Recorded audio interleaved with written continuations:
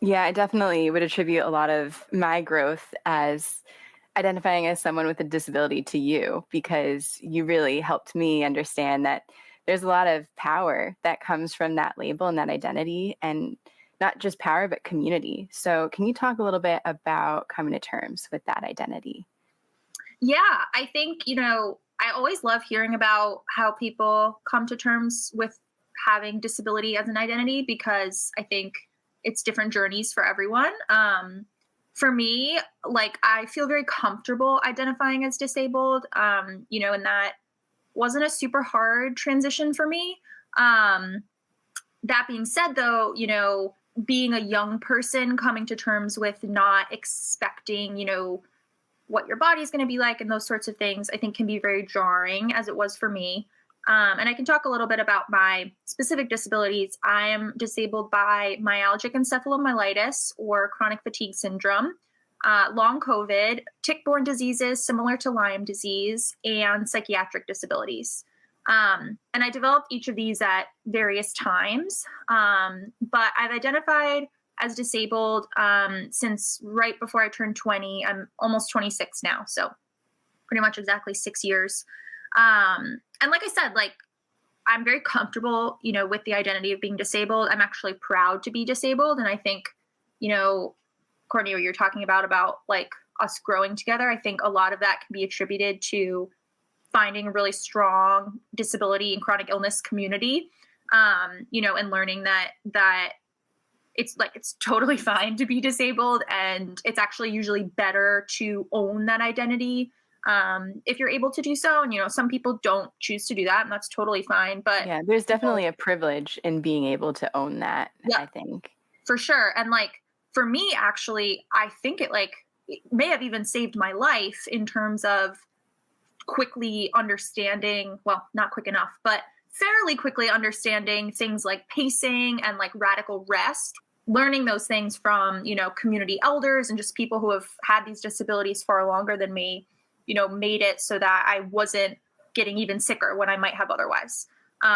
So I think that's a really big part of coming to terms with the identity is finding that community. And I've also found that like, it's hard to often identify with people who aren't disabled or aren't sick all the time or chronically ill. And so, I find that those friendships tend to be a little deeper.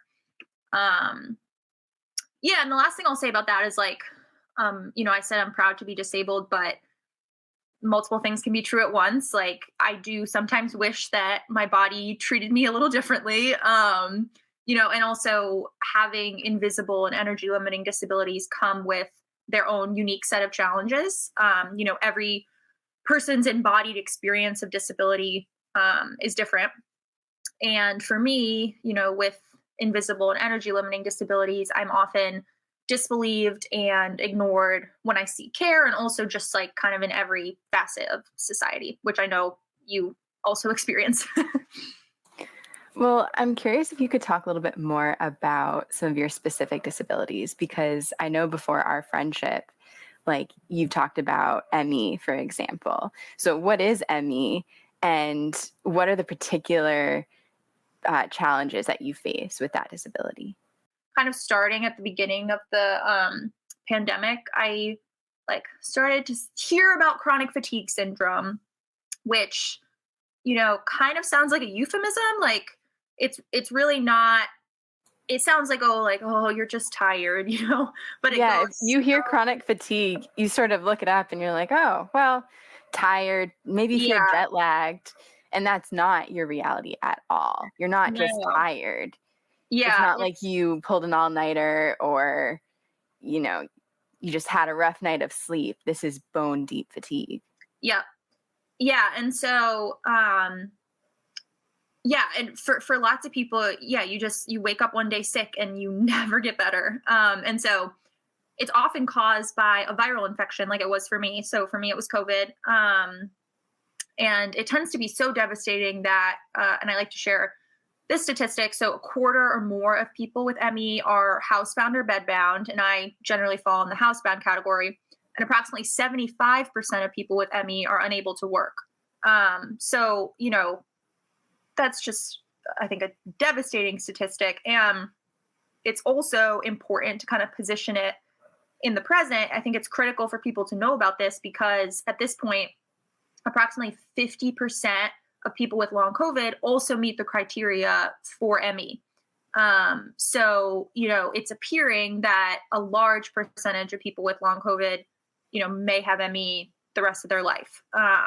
And so, yeah, numbers are only going to continue to increase. And so I think it's getting harder and harder to ignore us. But part of, I think, the cruelty of this sort of disability is that we're pushed from public life. I actually am on the mild to moderate end, which is like a little I bit. remember when you told me that, and I was shocked, honestly, because my understanding of you, I mean, frankly, Casey, I mean, we're both in our 20s. You're probably one of the sickest people I know. And me as your friend hearing that, I was shocked that you were on the mild to moderate end. Yep. Yeah, that it was shocking to me too. Like, you just don't, and that's the sad thing too, is like the people who are the sickest aren't able to share their stories. So it's like people only think, because I am still able to speak. Like, I'm not really able to like walk or like leave my home really at all. But like, I am able, if I rest and those sorts of things, to share my story, which I'm very grateful for. But I think it also makes people think that like lots of people with this disability like can still do things. But it fluctuates so much across, the whole population.